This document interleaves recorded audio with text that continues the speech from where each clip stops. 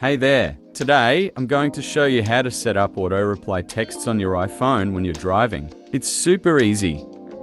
First, go to your iPhone settings, scroll down and find Focus, tap on it.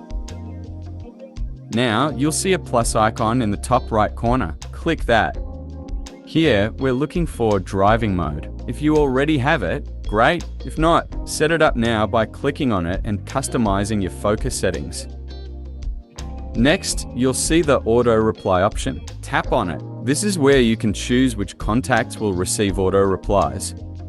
You can also see the default auto reply message. Feel free to change it to whatever you like. I'm going to select auto reply for my favorite contacts. Almost done. Swipe up to go to your app control and find focus. Enable driving mode here and you're all set.